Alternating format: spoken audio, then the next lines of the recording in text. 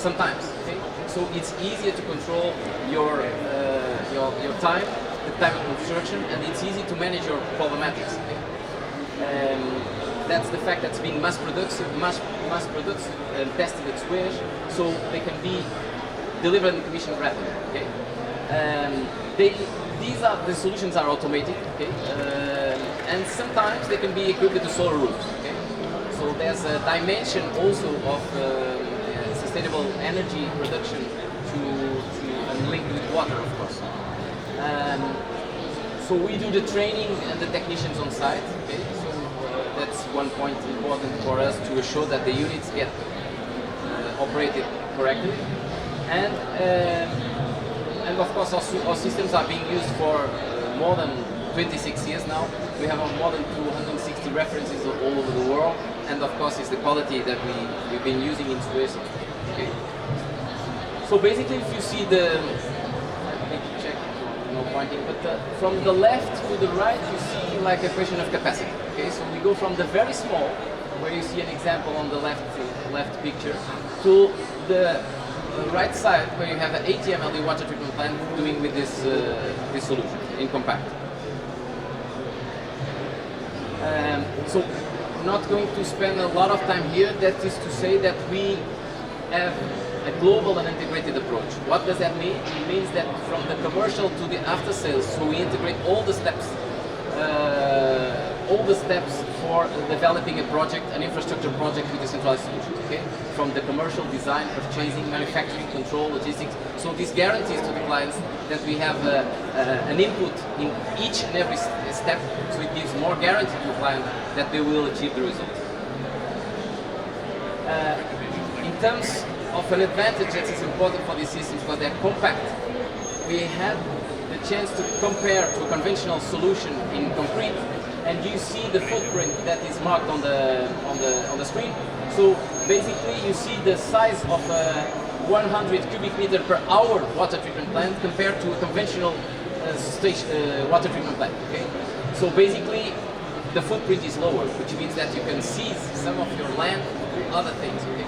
This is quite interesting, particularly when you have difficulties in construction.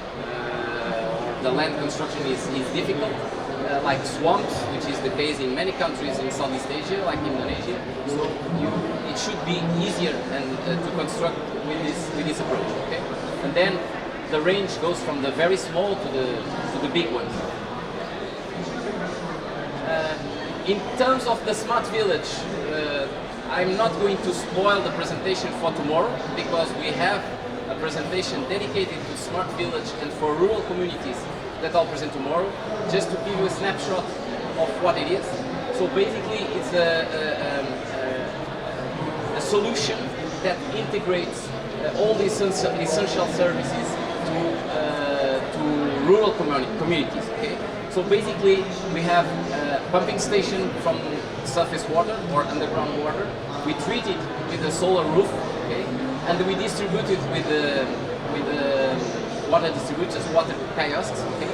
And on the top of this, we can introduce other items, mainly the treatment, the recovery of latrine sludge and agricultural organic waste to produce cooking and biogas. Of course, this is target for rural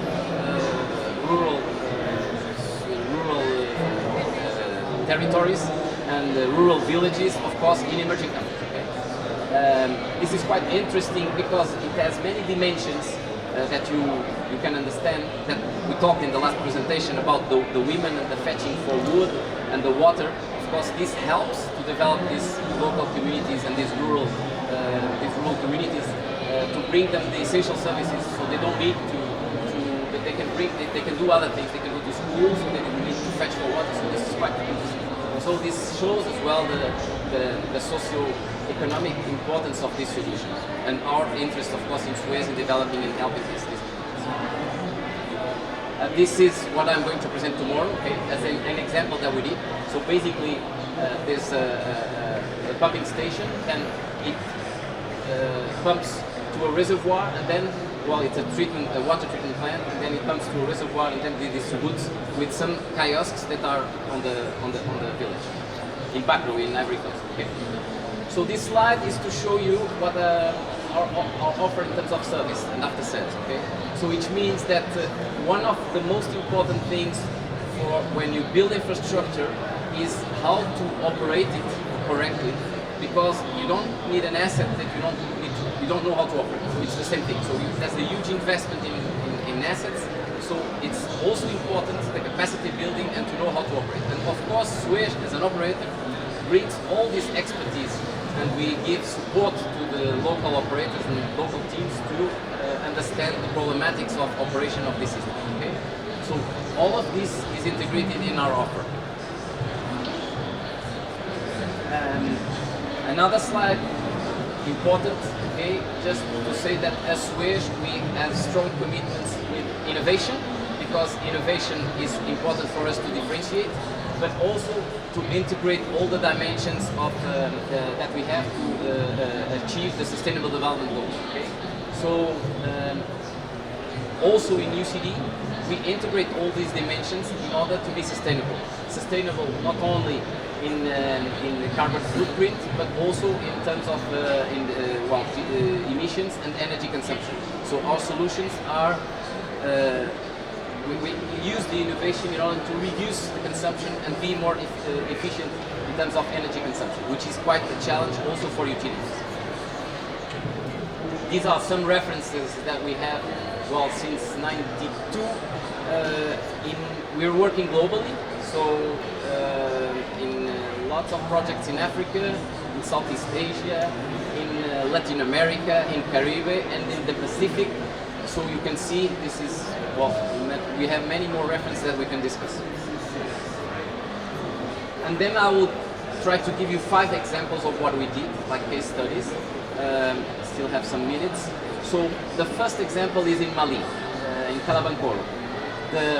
The thematics here is the resilience and speed.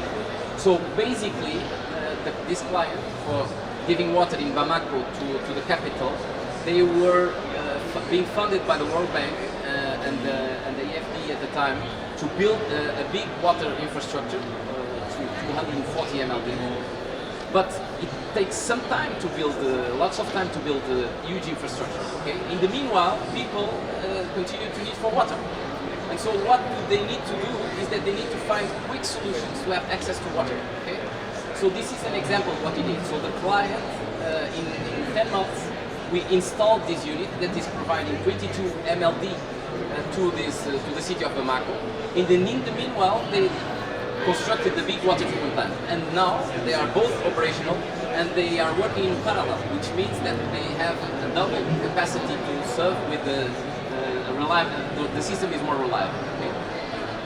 So this is the first case. The second case is for islands. We have a lot of countries with islands in Southeast Asia. The example of Indonesia, the example of the Philippines, the example of Malaysia.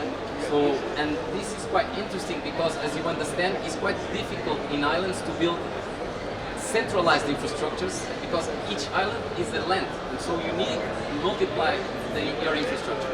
And of course, there are some islands with some capacity, some scale, but there are islands that are small. And so you cannot have the approach of the big infrastructure for small islands. So this is an example where we can be, it would be interesting to look for. Okay? And the example is that in Fiji, in the Pacific, which are islands, of course, we have implemented many solutions like the UCD. We have now more than 73 MLD in capacity installed in Fiji, and we're supporting also the Water Authority of Fiji with the operation of these units. Okay? Then this is an example in Southeast Asia, a recent example, and thanks to the teams here that have developed this project together with us. It is a fast-track project for a huge city, which is Manila. So it's providing water to Manila, which means that this can be also used to big cities. You can use these systems to big cities. I mean, to improve the availability of water quickly. Okay? So actually, it's an 80 MLD water treatment plant. It's the biggest water treatment plant of this kind that we have in our portfolio, and it was done in quite quickly. Okay? It was quite challenging, but it's been done quite quickly. We're very happy to have this reference in our portfolio.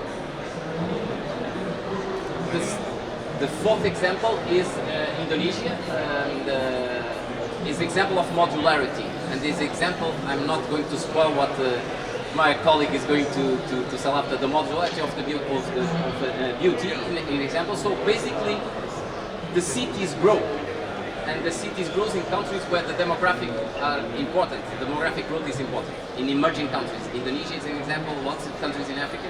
And so the needs for water are increasing. And so what do you do when you do an infrastructure and 10 years after you need to have more water? So you need to build another infrastructure. And so sometimes you tend to put your capex your capex dimension to a target, and you're not using it all. So with these solutions, we can phase the capex because it's modular. So as soon as we need more water, we put these solutions, and it's more linear the investment that we do. Okay?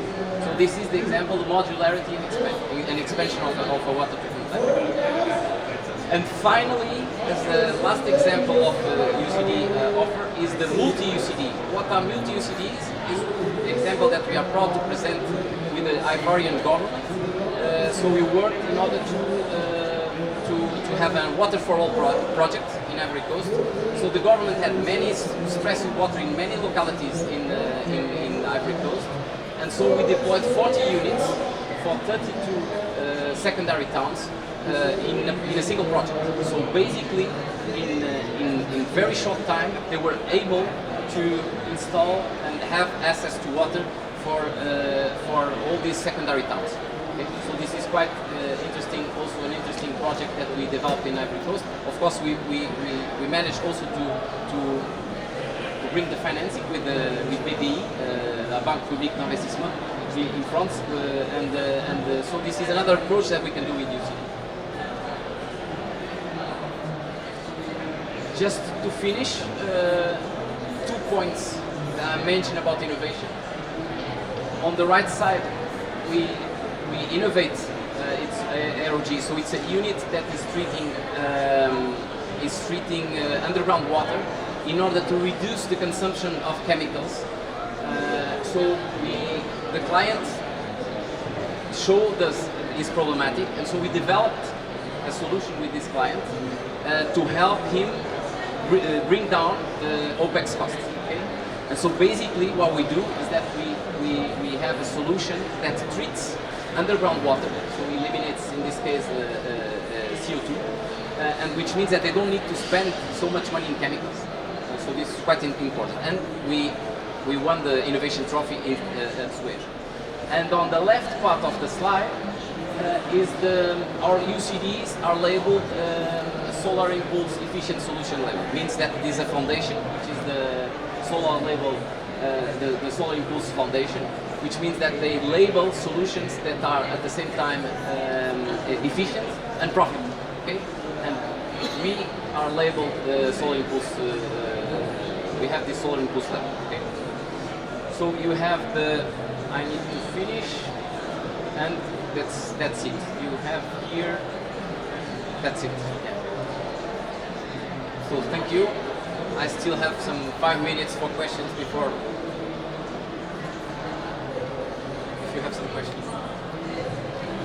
Thank you. You mentioned about the modular system of the cities, and also that one is much produced. But in many cases in Indonesia, especially if the raw water from the river, the concentration or the pollution in the river, in the raw water, is fluctuating. So how you can anticipate of this deadline? Because we have to guarantee at the end, right? So that the fluctuation is sometimes very high. So how we can anticipate? Thank you for the question. Is interesting. Is quite interesting the question.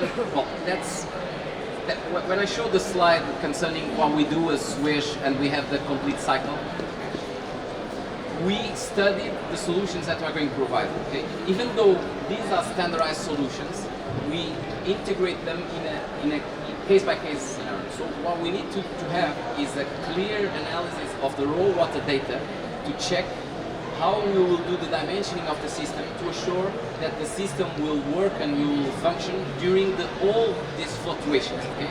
Sometimes you will work at, it means in terms of turbidity, the rivers change depending on the rain. So sometimes there are peaks in turbidity, so we need to assure that the systems accept this turbidity and they still deliver quality water. So this is case of what we do, is engineering, and so we dimension the systems to be capable of treating these fluctuations. Okay? And of course, if our systems, our solutions cannot deal with this, we'll need to integrate other kind of components to assure that in these cases we still give the quality of the water.